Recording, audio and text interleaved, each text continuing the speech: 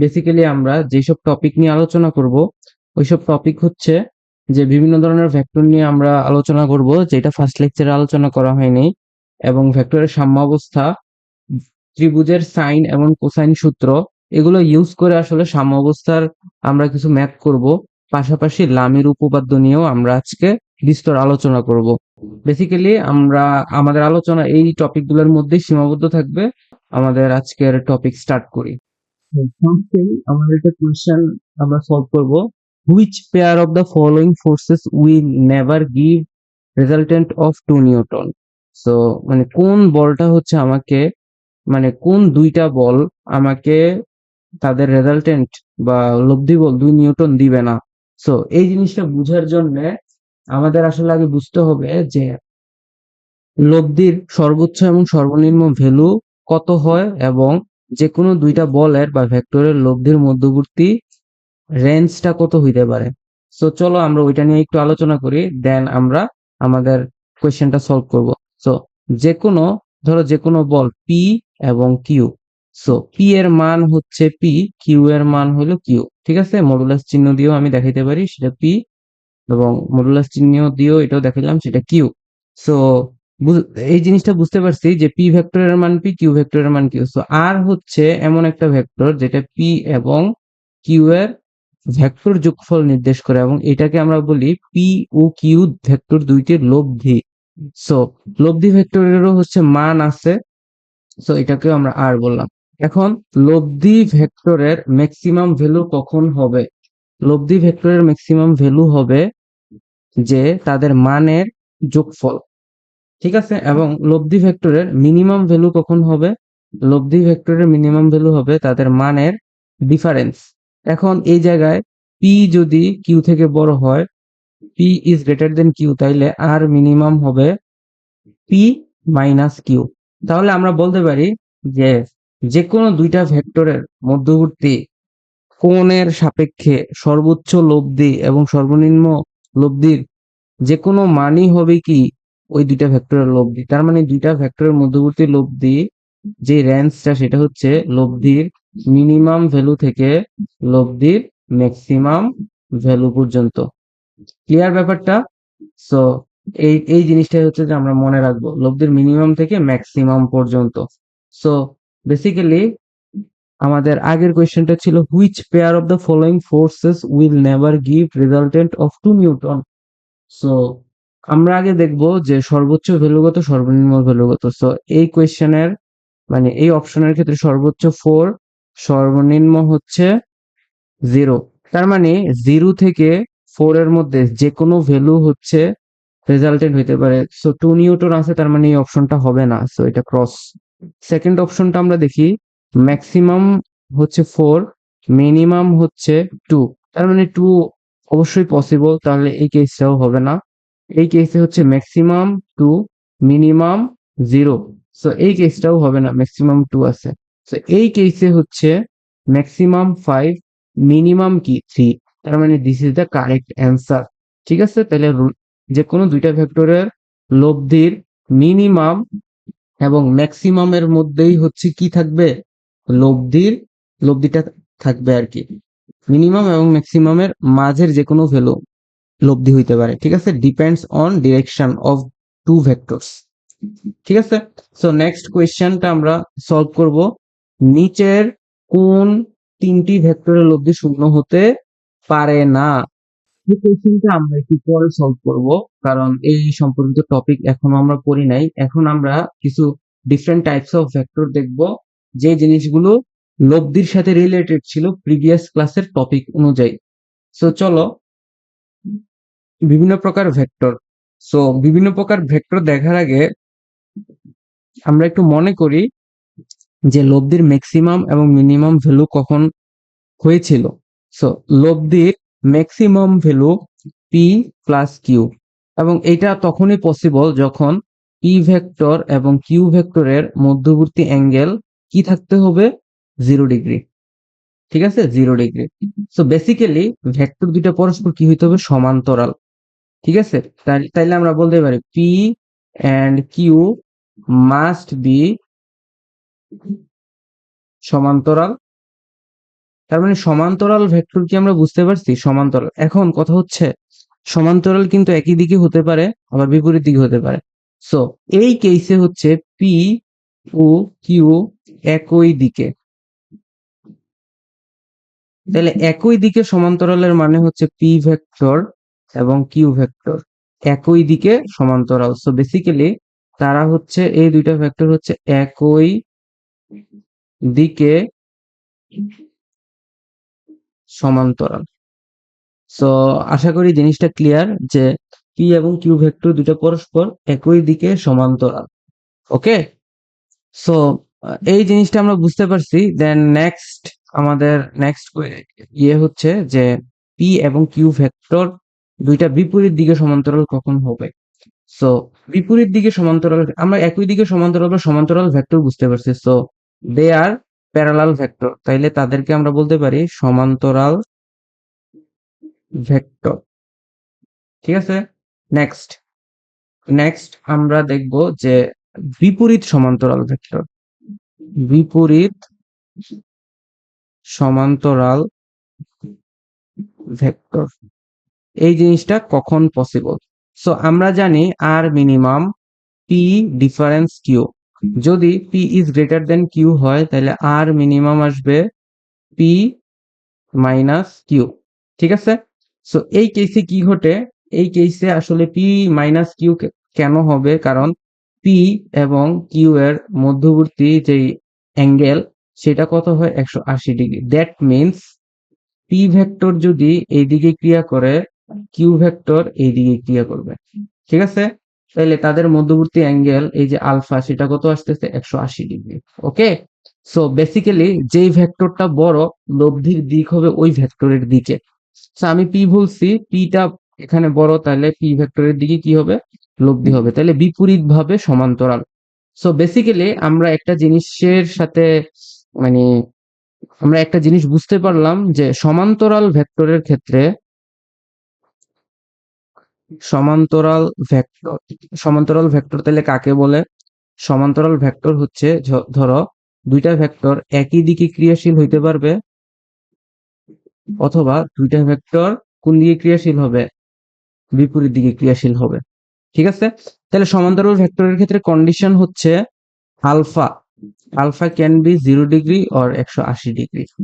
ওকে, তাহলে 0 ডিগ্রি এবং 180 ডিগ্রি, এটাই হচ্ছে সমান্তরাল, দুইটা সমান্তরাল ভেক্টরের মধ্যে কন্ডিশন। সো এটা 0 ডিগ্রি হইতে পারে, 180 ডিগ্রি হইতে পারে। সো 0 ডিগ্রি হইলে এটাকে আমরা বলবো একই দিকে, পি ও কিউ একই দিকে। আর 180 ডিগ্রি হইলে এটাকে আমরা বলবো বিপরীত দিকে। ঠিক আছে, তাহলে আশা করি জিনিসটা বুঝতে পারলাম আমরা যে একই দিকে এবং বিপরীত দিকে বলতে আসলে কি বোঝানো হচ্ছে। সো চলো আমরা পরবর্তী ভেক্টর গুলা দেখি। শূন্য ভেক্টর। তো বেসিক্যালি শূন্য ভেক্টর হচ্ছে যেই ভেক্টরের মান শূন্য, যে ভেক্টরের মান শূন্য। সো সো কোন একটা ভেক্টর, ধরো কিউ ভেক্টরের মান শূন্য। ঠিক আছে, আচ্ছা শূন্য ভেক্টর, দ্যাট মিনস এই ভেক্টরের কোনো অস্তিত্ব নাই, ব্যাপারটা এরকম না। সো অনেকগুলো ভেক্টর ক্রিয়া করায়। সো আমরা শূন্য ভেক্টরের আরেকটা সুন্দর ডেফিনেশন দিতে পারি, যে পারফেক্ট ডেফিনেশন বলবো না, কারণ এক একটা ভেক্টরের এক এক টাইপের ডেফিনেশন হওয়া পসিবল। ডিপেন্ডস অন ওই ভেক্টরটা কিভাবে কাজ করতেছে, কিসের উপর কাজ করতেছে, সিচুয়েশনের উপর ডিপেন্ড করতেছে। তাছাড়া আরো কিছু জিনিসের উপর ডিপেন্ড করে, যেমন তুমি বলতে পারো যে রেফারেন্স ফ্রেম বা প্রসঙ্গ কাঠামোর উপর ডিপেন্ড করতেছে। তো ওইগুলা নিয়ে আমাদের এখন আলোচনার বিষয় না। আমরা এখন দেখি যে শূন্য ভেক্টর, অনেকগুলো ভেক্টরের যোগফল শূন্য হলে ওই লব্ধি ভেক্টরকে কি বলে? শূন্য ভেক্টর বলে। সো যেমন দেখো যে A vector plus B vector is equal to C vector. So এখন সি ভেক্টরটা যদি 0 হয়, তাহলে A vector plus B vector is equal to 0 vector. তাহলে এ ভেক্টর প্লাস বি ভেক্টরের যোগফল যে সি ভেক্টর 0, তাহলে ওইটাই আসলে বুঝাচ্ছে যে এই যোগফলটা আসলে কি ভেক্টর? শূন্য ভেক্টর। এখন গুরুত্বপূর্ণ আরেকটা কথা হচ্ছে শূন্য ভেক্টরের আসলে কোনো দিক নাই। সো দিক অনির্ণয়, নির্ণয় করা যায় না। দিক নেই এই কথাটা কারেক্ট না, দিক অনির্ণয়। ঠিক আছে, দিক নেই এভাবে বলা যাবে না। যে একটা ভেক্টরের যদি অস্তিত্বই না থাকে তাহলে তখন আমরা বলবো যে ওই ভেক্টরের কি নেই, দিক নেই। কিন্তু শূন্য ভেক্টরের ক্ষেত্রে সেটা অস্তিত্ব থাকতে পারে, নাও থাকতে পারে। অস্তিত্ব থাকার উপর বেসিস করে আমরা সেটাকে শূন্য ভেক্টর বলতেছি। সো দ্যাটস ওয়াই আমরা এখানে বলবো যে ওই ভেক্টরের দিক নির্ণয় করা যাচ্ছে না। ঠিক আছে, একক ভেক্টর আরেকটা গুরুত্বপূর্ণ ভেক্টর। সো একক ভেক্টর বলতে বোঝায় যে ভেক্টরের মান এক এবং তার কাজ হচ্ছে দিক নির্দেশ করা। তাদেরকে আমরা কি বলি, একক ভেক্টর বলে থাকি। ঠিক আছে, তাহলে যে ভেক্টরের মান এক এবং তার কাজ হচ্ছে দিক নির্দেশ করা, ওই সকল ভেক্টরকে আমরা একক ভেক্টর বলি। এবং একক ভেক্টরের পারফেক্ট ডেফিনেশন হচ্ছে, ধরো কোনো একটা ভেক্টর এ, এ ভেক্টরের একক ভেক্টর। সো এটা আমি কিভাবে দেখাবো? সো যে কোনো একটা ভেক্টরের উপর চিহ্ন দিব। সো চিহ্ন দিয়ে আমি বলবো যে এটা আসলে ওই ভেক্টর একক ভেক্টর ইজ ইকুয়াল টু ওই ভেক্টর ডিভাইডেড বাই ওই ভেক্টরের মান। ঠিক আছে, এ ভেক্টর ডিভাইডেড বাই এ ভেক্টরের মান। বেসিক্যালি এই জিনিসগুলো তোমরা ইন্টারে পড়ে আসছো, বইতে পড়ে আসছো, এবং আমরা এই লেকচার একটু দেখাচ্ছি কারণ তোমাদের যাতে আগের এই মানে পড়াগুলো যাতে মনে পড়ে যায়। এবং যদি কেউ ভুলভাবে শিখে থাকো বা যদি মনে না থাকে তাহলে জাস্ট এই 2-1 মিনিট 2-3 মিনিটে হচ্ছে এই জিনিসগুলো তুমি বুঝে ফেলতে যেতে পারো। সো বেসিক্যালি আমাদের একক ভেক্টরের মেইন কাজ হচ্ছে সে দিক নির্দেশ করবে, দিক দেখাই দিবে কোনো একটা ভেক্টরের। এবং ভেক্টরটাকে কিভাবে নির্ণয় করি, ওই একটা ভেক্টরের উপর ক্যাপ চিহ্ন দিয়ে ওই ভেক্টরটাকে নির্দেশ করে থাকি। সো পরবর্তী ভেক্টরটা দেখি আয়ত একক ভেক্টর। সো আয়ত একক ভেক্টর এবং আয়ত একক ভেক্টর নিয়ে আমরা পরবর্তী ক্লাসে আলোচনা করব কারণ এই ভেক্টরের সাথে আরো অন্যান্য অনেক জিনিস রিলেটেড আছে। সো আয়ত একক ভেক্টর নিয়ে এটা নিয়ে আমরা পরবর্তী ক্লাসে আলোচনা করব। এরপরে আসো যে সমান ভেক্টর। সো লেটস সে দুইটা ভেক্টর পি এবং Q, P vector O Q ভেক্টরকে সমান ভেক্টর বলা যাবে কখন? কখন বলা যাবে দুইটা ভেক্টরকে সমান ভেক্টর? সো চলো, যে দুইটা ভেক্টরকে আমি সমান ভেক্টর বলবো তখনই যে দুইটা ভেক্টরের মান সমান, দ্যাট মিন্স দৈর্ঘ্য সমান। ওকে, দুইটা ভেক্টরের দৈর্ঘ্য সমান, দুইটা ভেক্টরের দিক সেম, দিক সেম মানে একই দিকে, একই দিকে। ঠিক আছে, একই দিকে। একই দিকে বলতে ধরো পি ভেক্টরের এই যে আমি ক্যাপ চিহ্ন দিলাম is equal to Q vector. ঠিক আছে, একই দিকে। যদি বিপরীত দিকে হয় মান সমান হয় তাহলে কি আমি একে সমান ভেক্টর বলতে পারবো? শুধুমাত্র দুইটা ভেক্টরের মান সমান এবং দিক একই হলে আমরা তখন তাকে কি বলবো, সমান ভেক্টর বলবো।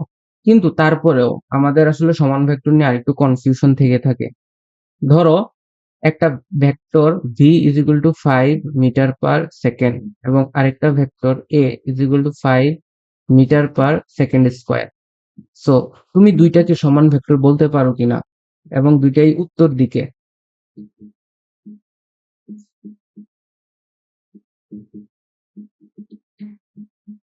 তাহলে আমাকে কন্ডিশন অনুযায়ী কি কি বলতে হচ্ছে, তাদের মান সমান এবং তারা কি একই দিকে আছে, তাইলে তো ভি এবং এ কি হচ্ছে, সমান ভেক্টর। উত্তর হচ্ছে না, ভি ভেক্টর ও এ ভেক্টর সমান ভেক্টর নয়। কেন? কারণ তাদের একক ভিন্ন।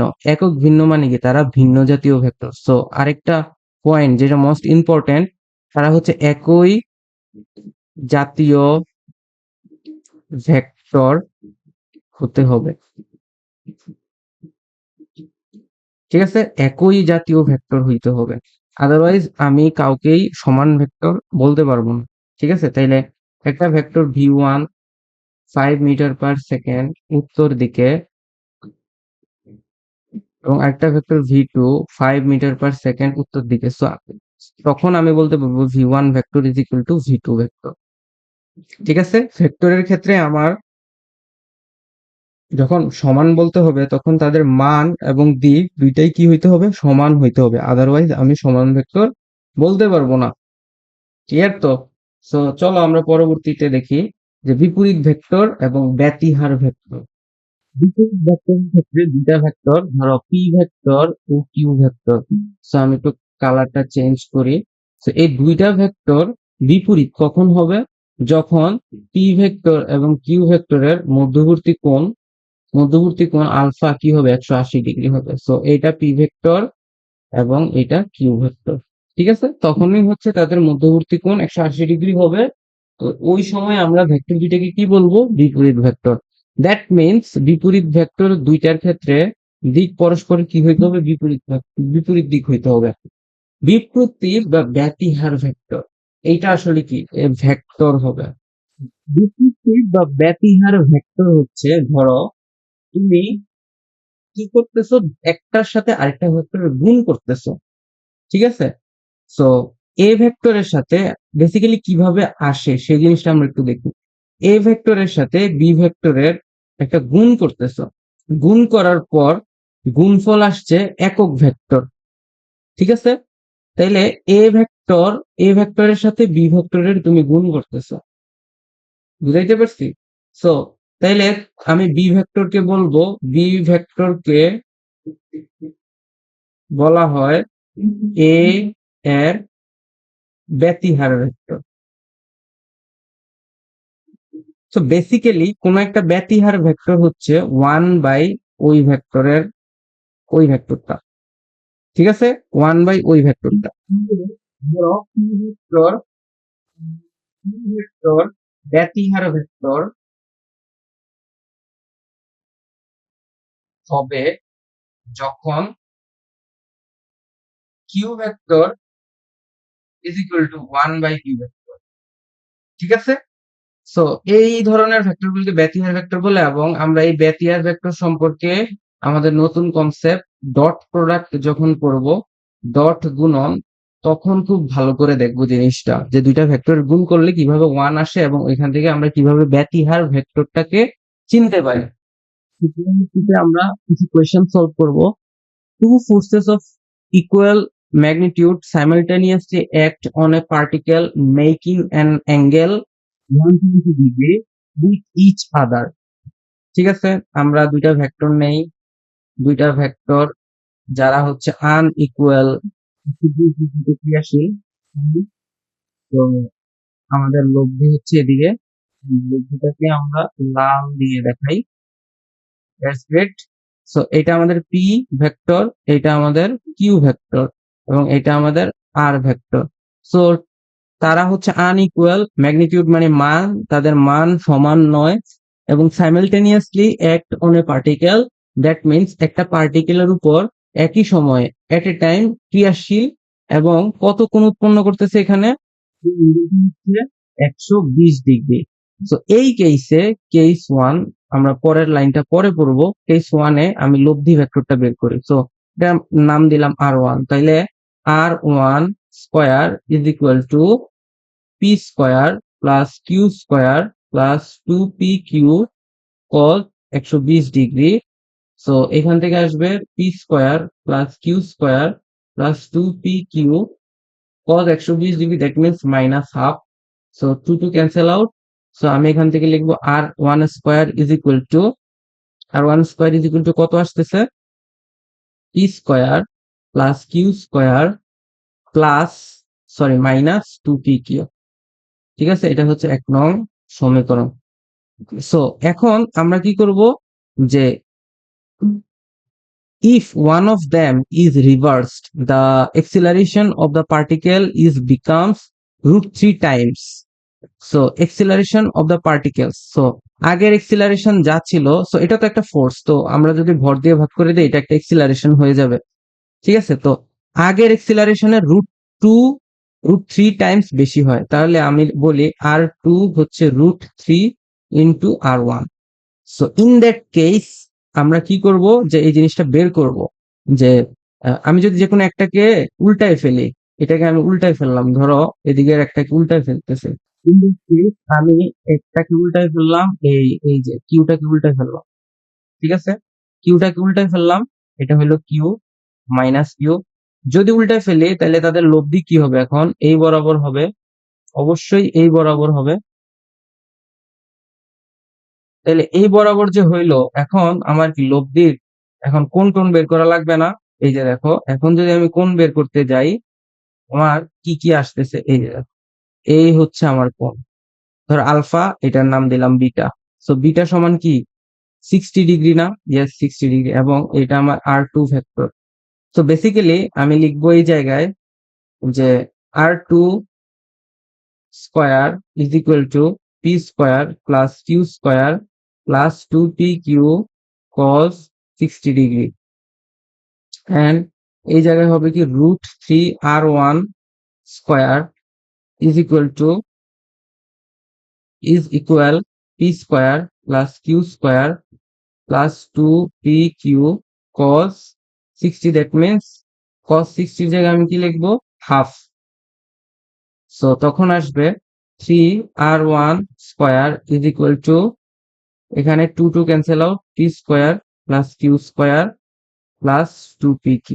সো 2pq না, pq আসবে, plus pq, 2 cancel out. So basically আমার কাছে এখন কয়টা সমীকরণ আসছে? দুইটা সমীকরণ। So this is one, sorry this is not,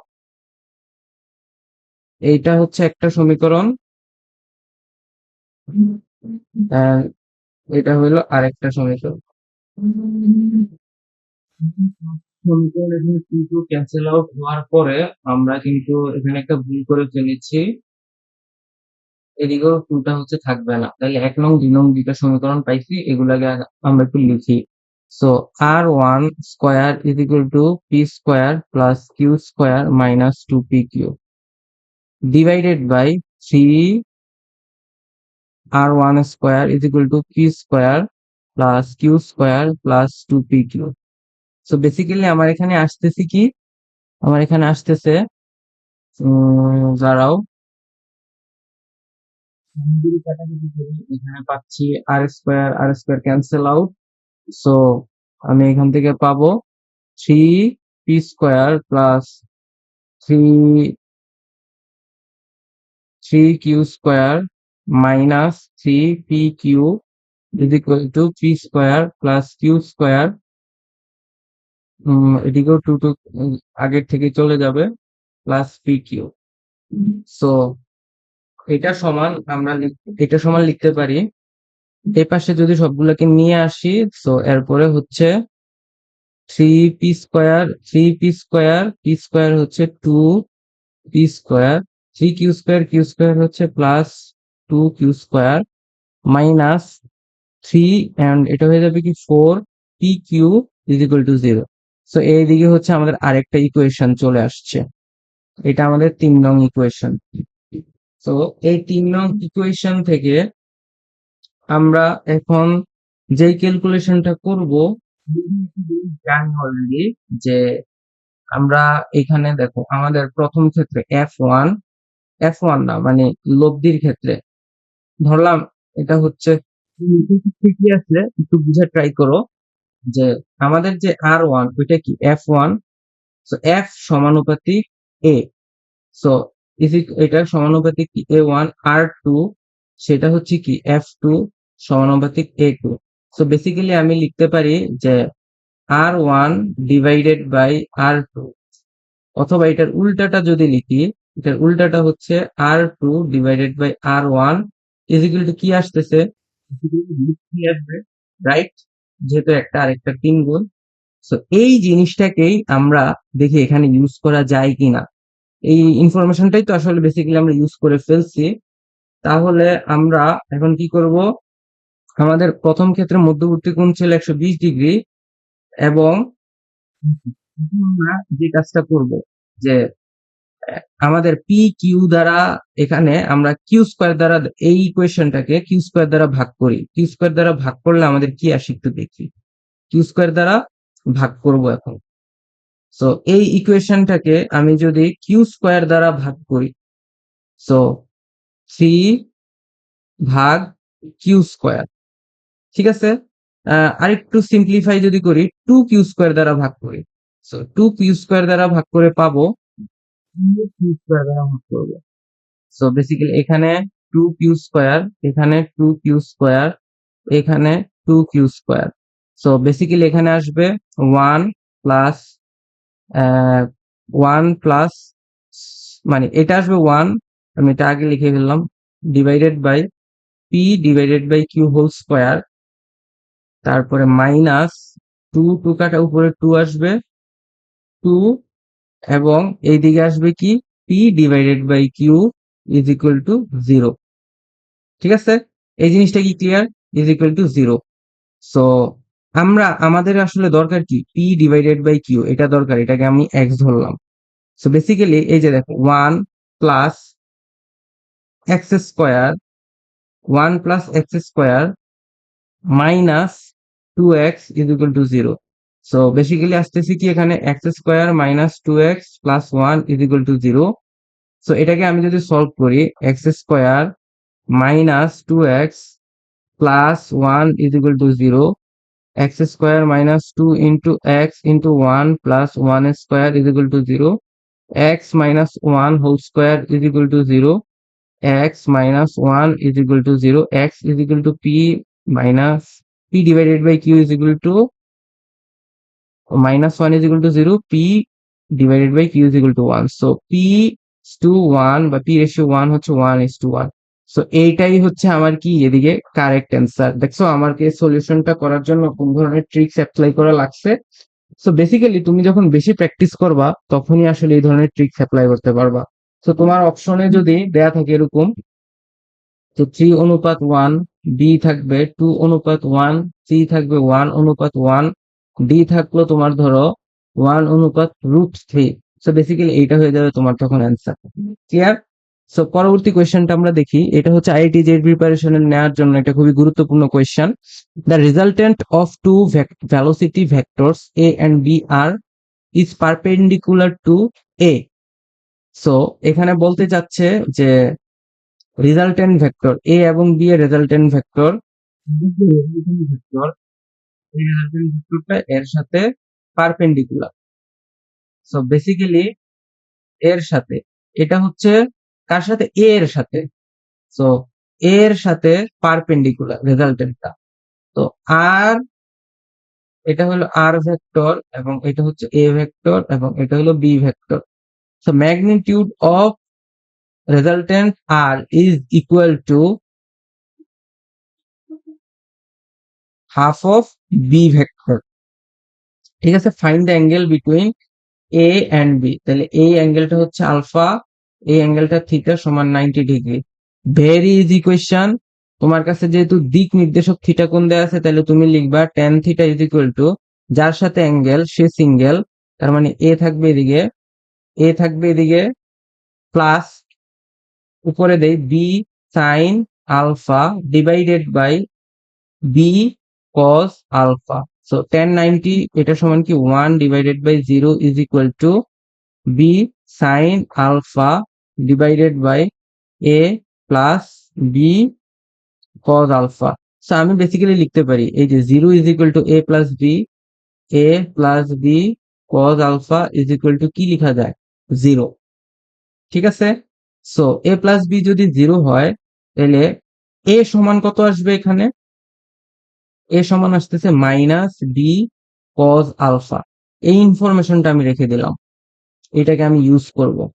so basically এরপরে দেখো আমি কি করি, যে লব্ধির মান দেয়া আছে, আমরা জানি R square is equal to P square plus, আচ্ছা আমি এ বি আকারে লিখি, A square plus B square plus 2ab cos alpha.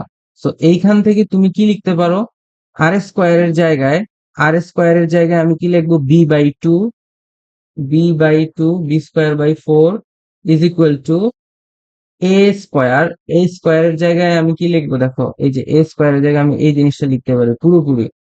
এ স্কোয়ারের জায়গায় যদি আমি এটা লিখি তাহলে কত আসছে, এ স্কোয়ারের জায়গায় এটা লিখবো minus B cos alpha whole square plus b square plus 2a 2 into minus b cos alpha into কি হবে cos alpha into b, তাই না? এর জায়গায় আমি বসাবো তাহলে b cos alpha। সো এই জিনিসটাই আমরা পরবর্তী পেজে করি, যে এই পাশে হচ্ছে বি স্কোয়ার ডিভাইডেড বাই 4, এইদিকে হচ্ছে মাইনাস বি, তার মানে B square cos square alpha plus B square plus, এরপর এখানে কি আসছে 2 into 2 B square cos square alpha.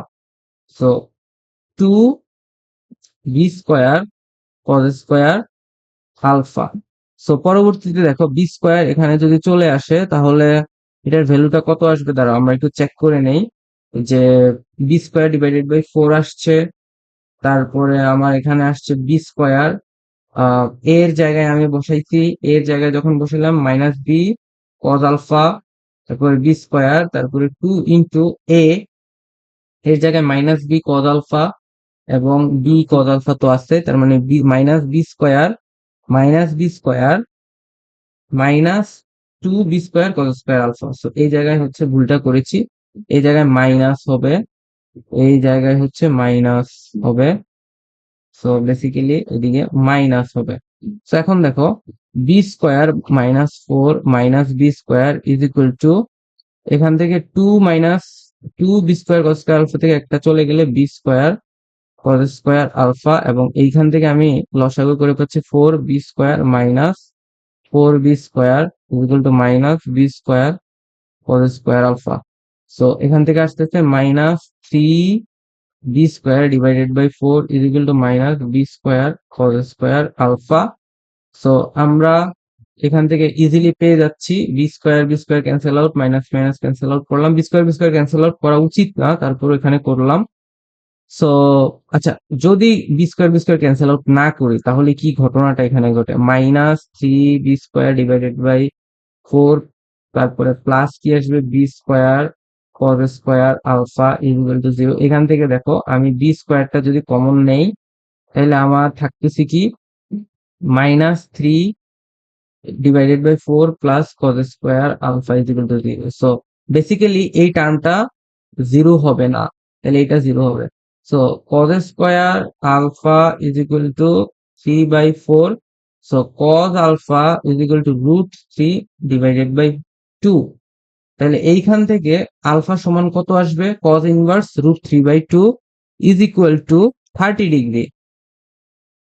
30 degree কিনা, না 30 ডিগ্রি না, এই কেসে কি আসবে দেখো, একটু চিন্তা করে দেখো, আলফা যদি 30 ডিগ্রি হয় তাহলে কি লম্ব হবে, লম্ব হওয়া কি পসিবল, কি মনে হয় তোমাদের কাছে? দেখো এদিকে আসি আমরা। সো সাইনের ক্ষেত্রে আমরা একটু কোনগুলো চিন্তা করি, সাইন 30 ডিগ্রি মানে হাফ, সাইন 45 ডিগ্রি মানে কত, sine 45 degree 1 by root 2, sine 60 degree root 3 by 2। একইভাবে cos 30 ডিগ্রি আসতেছে রুট 3 বাই 2, তারপরে cos 45 ডিগ্রি আসবে 1 বাই রুট 2, এবং cos 60 ডিগ্রি আসবে রুট 3 বাই 2। সো আমরা একটু গ্রাফ চিন্তা করি যে আসলে আমাদের পজিটিভ নেগেটিভ এই জিনিসগুলো কোথায় ঘটে, এগুলো যদি আমরা ভালো করে না বুঝি তাহলে কিন্তু বিপদ আছে আমাদের সামনে। সো বেসিক্যালি এভাবে হচ্ছে গ্রাফ, এবং আমি একটা নর্মাল গ্রাফ আঁকবো, এইটা হচ্ছে সাইনের গ্রাফ এবং কজের গ্রাফটা হচ্ছে কমলা কালার দিয়ে আঁকি, যে এইদিকে কজের গ্রাফ, এবং এই এই জিনিসগুলো একটু চিহ্নিত করে রাখি। সো বেসিক্যালি এভাবে এভাবে একটু চিহ্নিত করে রাখি যাতে আমার কজের গ্রাফটা একটু সুন্দর করে আঁকতে পারি, ঠিক আছে, এবং তোমাদেরকে যাতে বুঝাইতে পারি। সো কজের গ্রাফটা সবুজ কালার দিয়ে আঁকি, যে শুরুতে থাকে ম্যাক্সিমাম, এরপরে 0 হয়ে যায়, এরপরে এই জায়গায় হয় ম্যাক্সিমাম, এরপরে এই এভাবে আসে। এখন একটা জিনিস দেখো, যে মানগুলা, এই মানগুলার ক্ষেত্রে এখানে 0 ডিগ্রি, এই জায়গায় কি 90 ডিগ্রি, এই জায়গায় 180 ডিগ্রি, এই জায়গায় 270, এই জায়গায় কি 270 এর পরে 360। এখন এখন আমাদের এই কেসে আলফা যদি 30 ডিগ্রি হয় তাইলে, আচ্ছা আরেকটা ব্যাপার, cos alpha is equal to plus minus root 3 by 2 আসবে। So cos alpha is equal to root three by plus root three by three এর জন্য আলফা ইজ ইকুয়াল টু কত আসে 30 degree. So cos alpha minus root three by three এর জন্য আলফা সমান কত আসবে? That's the real question and এইটাই হবে অ্যান্সার। সো সো দেখো, যখন মানে 30 ডিগ্রির ক্ষেত্রে আসলে কি ঘটনাটা ঘটে এই কেসে যে জিনিসটা ঘটে যে এই একটা টান দিলাম এবং এই এদিকে আরেকটা টান দিই। সো এই কেসে যে জিনিসটা ঘটে যে ধরো এই জায়গায় তোমার 30 ডিগ্রি, তাহলে এটা যদি 30 হয় তাহলে একদম অপোজিটে কি হচ্ছে? অপোজিটে মানে কজের জন্য আমার এই 90 ডিগ্রির পরে কি আসতেছে? এই জায়গায় আসতেছে না? তাহলে এই যে এই কোণটা তাহলে তখন কত হয়ে যায়? 90 ডিগ্রি থেকে বেশি, তাই না? তাহলে কত এর মান √3/2 আসবে? কস কত এর মান মানে তোমার এইদিকে আসতেছে কি 90 মাইনাস 30 এর জন্য তোমার কত আসে? 90 মাইনাস 30 না, সরি, মানে শুধু 30 এর জন্য তোমার আসতেছে যে √3/2। তাইলে 90-র পরবর্তী কোণের জন্য অবশ্যই জিনিসটা মাইনাস, এই যে মাইনাস আসতেছে, মাইনাস ভ্যালু তোমাকে দিচ্ছে। তাহলে সেটা কত এর জন্য মানে মাইনাস √3/2 এই অ্যাঙ্গেলটা কত এর জন্য আসে? জিনিসটা ক্লিয়ার? তাইলে এই কেসে cos alpha is equal to minus √3/2 কত এর জন্য আসে? ক্লিয়ার? সো বেসিক্যালি তখন আলফা হচ্ছে তখন 150 ডিগ্রি। সো এই কোয়েশ্চেনের অ্যান্সার হচ্ছে 150 ডিগ্রি। সো এত বড় করে করলাম। সো বেসিক্যালি আলফা 30 ডিগ্রি, এটা অ্যান্সার না, আলফা হচ্ছে 150 ডিগ্রি। আলফা 150 ডিগ্রি হলেই লব্ধি কোণটা 90 ডিগ্রি উৎপন্ন করবে এ ভেক্টরের সাথে। ক্লিয়ার ব্যাপারটা? তো আশা করি তোমরা এই জিনিসটা ধরতে পারছো যে আলফার ভ্যালু 150 ডিগ্রি হলেই আসলে এই কোয়েশ্চেনের অ্যান্সারটা সঠিক হবে। সো বেসিক্যালি এই কোয়েশ্চেনে খুব ট্রিকি পার্টটা হচ্ছে তোমার অপশনে দেয়া থাকবে 30 ডিগ্রি, বি দেয়া থাকবে তোমার 90 ডিগ্রি, সি দেয়া থাকবে 120 ডিগ্রি, ডি দেয়া থাকবে ধরো 150 ডিগ্রি। তো বেশিরভাগ যদি 30 ডিগ্রি দাগায় তাহলে এটা ভুল, এটার অ্যান্সার হবে 150 ডিগ্রি।